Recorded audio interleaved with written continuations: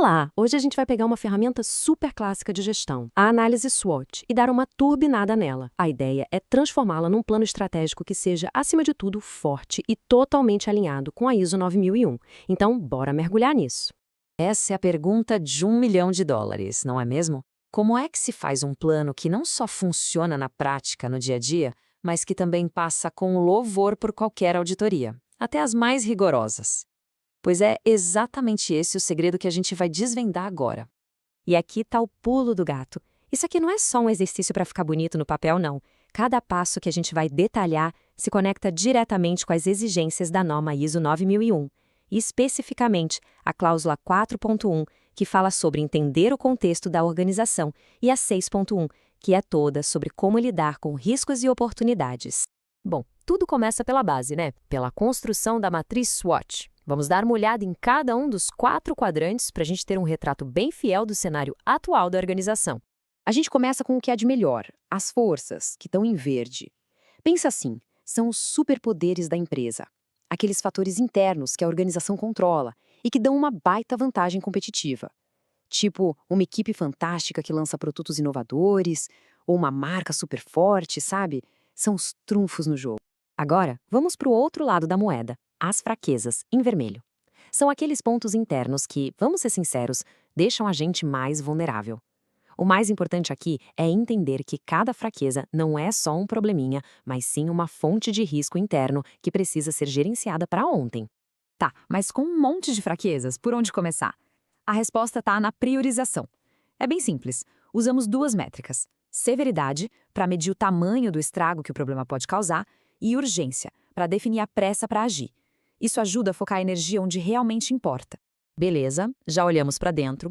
Agora é hora de olhar para fora e encontrar as oportunidades, em azul. São aqueles fatores que vêm de fora e que a organização pode e deve aproveitar. Pode ser uma nova lei de incentivo, uma mudança de comportamento do consumidor, enfim, a maré subindo a favor. E por último, mas não menos importante, as ameaças, em amarelo. São os riscos que vêm de fora, que não dá para controlar diretamente. Tipo um novo concorrente super agressivo, uma crise econômica. Aqui, o nome do jogo é calcular e ficar de olho. Agora, olha que legal isso aqui. A gente transforma uma ameaça, que parece meio abstrata, num número bem concreto. A gente multiplica a probabilidade de aquilo acontecer pelo impacto que causaria. Nesse exemplo, uma probabilidade 3 vezes o impacto 4 resulta num nível de risco 12, que é alto. De repente, a gestão de riscos para de ser achismo e vira algo baseado em dados. Ter uma análise SWOT completinha é ótimo, mas sejamos realistas. Não adianta nada se ficar na gaveta. Agora vem o passo crucial: transformar essas ideias num plano de ação de verdade, usando a estrutura poderosa do 5W2H.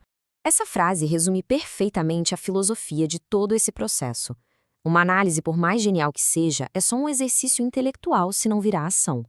O verdadeiro valor da SWOT não está em preencher os quadrantes, e sim em construir a ponte que transforma o que foi descoberto em progresso real, que dá para medir. A estrutura 5W2H é como se fosse uma receita de bolo, para garantir que nada se perca no caminho. Para cada ação, a gente define o que vai ser feito, por que é importante, quem é o dono da tarefa, quando tem que entregar, onde vai acontecer e, finalmente, como vai ser feito e quanto vai custar.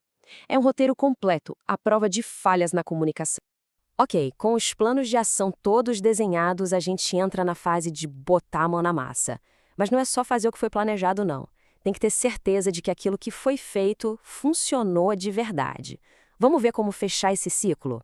O ciclo de vida de uma ação tem 2 etapas bem claras. Primeiro, a execução. O responsável faz a tarefa e, muito importante, anexa as provas do trabalho. Depois vem a hora da verdade, a verificação de eficácia. É quando um avaliador independente analisa se o resultado que a gente esperava foi de fato alcançado. E olha, esse ponto é fundamental, não dá para ignorar. A verificação de eficácia não é opcional, não é só uma boa prática, é uma exigência da norma ISO 9001. Ponto. Sem essa etapa, o processo fica incompleto e com certeza vai ser um apontamento na auditoria. Ufa!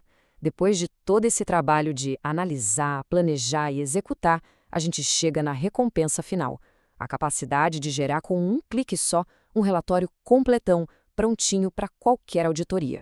O sistema consegue gerar vários relatórios, mas tem um que é a estrela do show em qualquer auditoria de ISO 9001, o Registro de Riscos e Oportunidades. Ele é o documento que conecta todos os pontos, sabe? É a prova definitiva de que a organização não só entende o seu contexto, mas gerencia isso de forma ativa e sistemática. A beleza desse relatório é que ele conta a história inteira. Ele mostra o risco ou a oportunidade desde o comecinho, passando pelo cálculo, pelo plano de ação que foi criado para lidar com ele e, no final das contas, se essa ação foi eficaz ou não. É a rastreabilidade total que todo auditor sonha em ver. Isso aqui ilustra de um jeito brilhante como o sistema padroniza as decisões. Com base na pontuação, o sistema já diz a cor e o que precisa ser feito. Se o risco é crítico, em vermelho, precisa de ação imediata, não tem conversa. Se é baixo, em verde, basta monitorar. Isso cria uma consistência e uma clareza enormes para todo mundo. Acaba com, eu acho que... No fim das contas, todo esse processo converge para um grande objetivo: garantir a conformidade com a ISO 9001. E fazer isso com confiança, de um jeito estruturado e que, principalmente, agregue valor de verdade para o negócio. E é assim que a análise se transforma num roteiro claro. A pergunta deixa de ser o que a gente deve fazer e passa a ser por qual prioridade vamos começar. Com os riscos e as fraquezas todos classificados, a primeira ação fica ali evidente, pronta para ser executada.